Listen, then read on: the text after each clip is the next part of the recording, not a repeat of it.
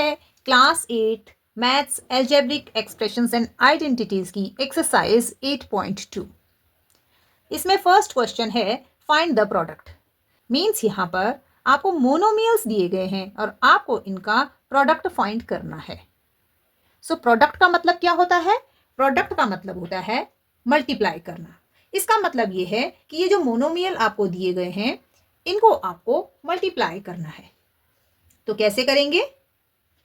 सो यहाँ पर first monomial है 4 और सेकंड है 7p। इनका प्रोडक्ट निकालेंगे तो हम लिखेंगे 4 मल्टीप्लाई बाय 7p। अब इनको मल्टीप्लाई करेंगे, 4 7 जार 28 और साथ में वेरिएबल क्या है? p, तो p लिखेंगे और ये इसका प्रोडक्ट आ गया। ऐसे ही इसमें सेकंड क्वेश्चन है -4p एंड 7p। तो इनका प्रोडक्ट निकालना है तो इन दोनों को मल्टीप्लाई करेंगे, -4p मल्टीप्लाई बाय 7p। दोनों ही क्वेश्चन एक जैसे हैं, बस थोड़ा सा डिफरेंस है। इन दोनों का मल्टीप्लिकेशन करेंगे, 7 4 जार या 4 7 जार 28, जैसे हमने इससे पहले क्वेश्चन में किया। यहां पर भी p है और यहां पर भी p है, सेम वेरिएबल हैं तो इनकी पावर्स को ऐड करते हैं। इसकी पावर 1 है, इसकी पावर भी 1 है, तो 1 + 1 2 हो जाएगा, तो ये बन जाएगा p²। अब यहां पर ये नेगेटिव और ये पॉजिटिव है, तो नेगेटिव और पॉजिटिव का मल्टीप्लिकेशन नेगेटिव होता है, तो यहां पर ये नेगेटिव आ जाएगा।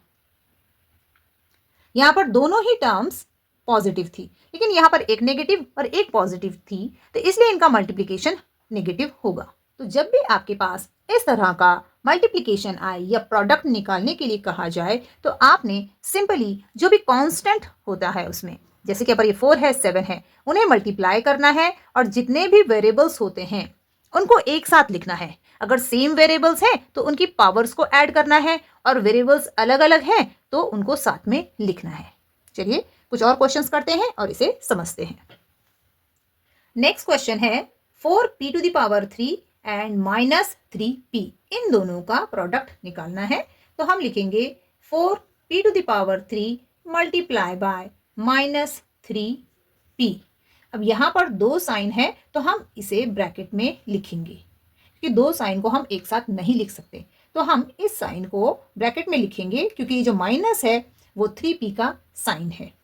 और यहां पर हम एक पॉजिटिव टर्म और एक नेगेटिव टर्म का प्रोडक्ट फाइंड कर रहे हैं। अब इसमें जो कांस्टेंट है उनका मल्टीप्लिकेशन करेंगे, मींस जो नंबर्स हैं 4 और 3, 4 3 jar 12, p⁻³ and p⁻1 same variable है, इनकी पावर्स को ऐड करेंगे। इसकी पावर 1 है, इसकी पावर 3 है, 3 + 1 4, तो ये हो जाएगा p⁻4। यहां पर ये पॉजिटिव टर्म है और ये नेगेटिव टर्म है।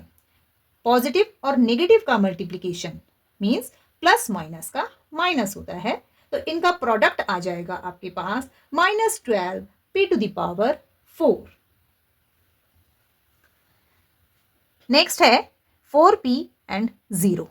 इनका प्रोडक्ट निकालना है, तो हम लिखेंगे 4p मल्टीप्लाई बाय 0। और आप जानते हैं कि किसी भी नंबर का जब 0 से मल्टीप्लिकेशन होता है तो मल्टीप्लिकेशन हमेशा 0 आता है। फिर 0 का मल्टीप्लिकेशन किसी नंबर से हो, किसी वेरिएबल से हो, उनका जो मल्टीप्लिकेशन होगा, प्रोडक्ट होगा, वो हमेशा 0 होगा, तो इसका आंसर हो जाएगा आपका 0। एक्सरसाइज 8.2 का क्वेश्चन नंबर 2 है find area of rectangle whose length is equal to p and breadth is equal to q। So यहां पर हम सबसे पहले एरिया ऑफ रेक्टेंगल का फॉर्मूला लिखेंगे। तो फॉर्मूला क्या होता है? Area of rectangle is equal to length into breadth. अब यहां पर हम वैल्यूज पुट करेंगे। लेंथ क्या है? p एंड ब्रेथ क्या है? q। q लिखेंगे और इन दोनों को मल्टीप्लाई करेंगे। p और q का मल्टीप्लिकेशन हो जाता है pq। ये दोनों ही अनलाइक टर्म्स हैं, एक p है एक क्यू है। आप देख रहे हैं ये डिफरेंट वेरिएबल्स हैं। तो जब डिफरेंट वेरिएबल्स का मल्टीप्लिकेशन होता है तो हम उन्हें एक साथ लिख देते हैं, उनके बीच का मल्टीप्लिकेशन का साइन हटा देते हैं। तो जब भी आपके पास इस तरह से वेरिएबल मिले जो एक साथ दिखे और उनके बीच कोई साइन नहीं है, तो ये अंडरस्टूड होना चाहिए कि उनके बीच मल्टीप्लिकेशन का साइन है। तो यहां पर रेक्टेंगल का एरिया आया पी क्यू। क्वेश्चन नंबर 2 का थर्ड पार्ट है। इसमें रेक्टेंगल का एरिया फाइंड करना है और लेंथ है 20x² और ब्रेथ है 5y²। So area of rectangle is equal to length into breadth. यहां पर वैल्यूज पुट करेंगे। लेंथ इज 20x² तो हम लिखेंगे 20x² multiply by breadth is 5y²। इन दोनों को मल्टीप्लाई करेंगे।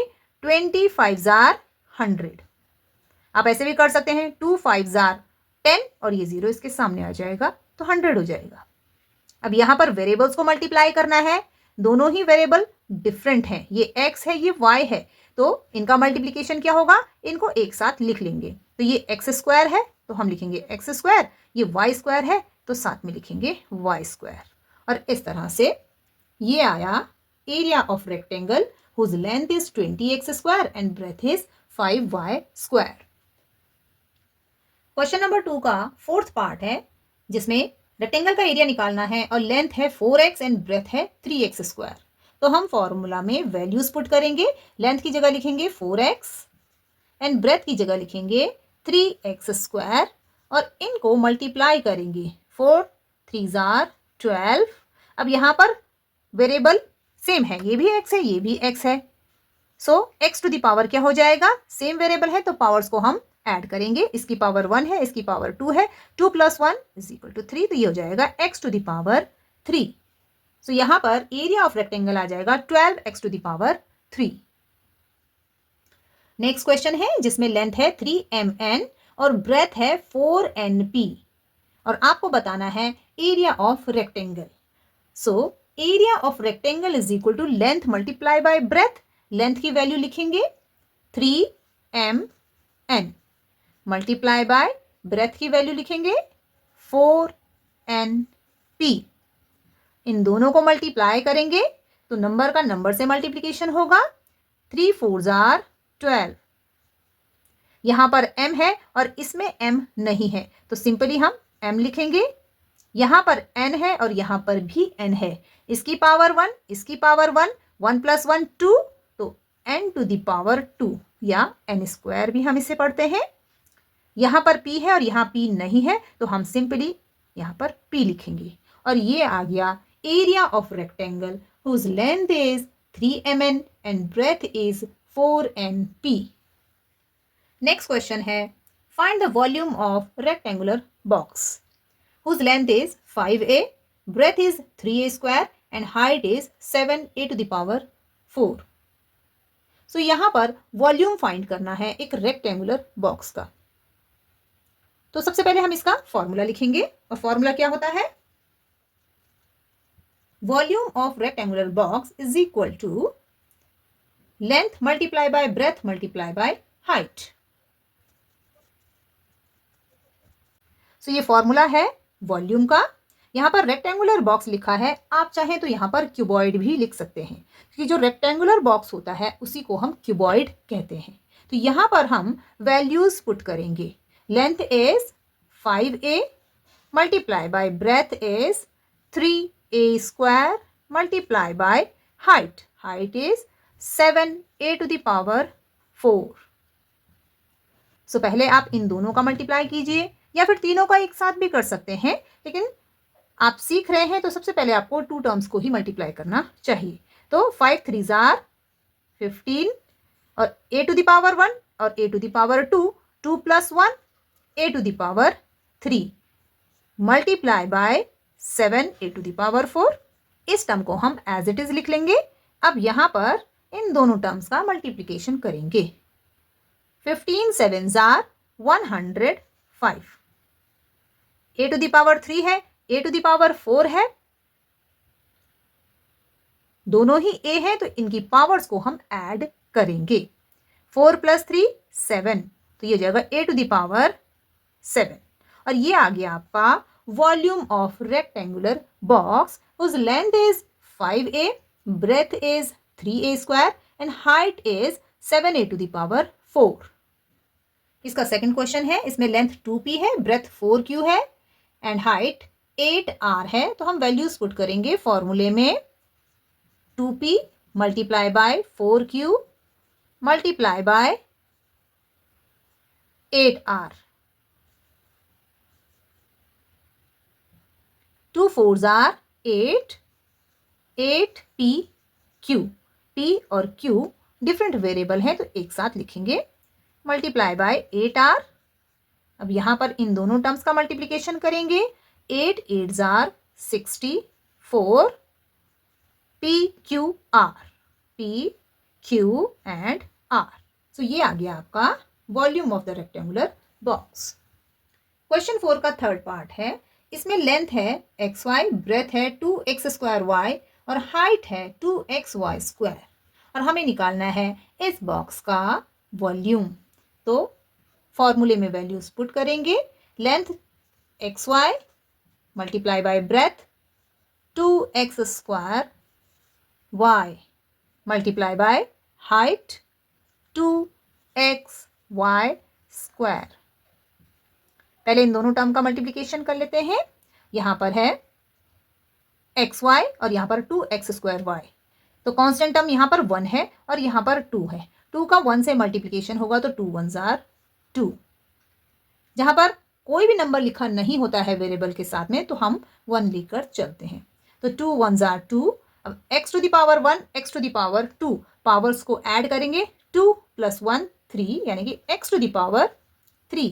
y की पावर यहाँ पर 1 है, यहाँ पर y की पावर 1 है, 1 + 1 2 means y to the power 2 multiply by ये टर्म नोट करेंगे 2xy स्क्वायर।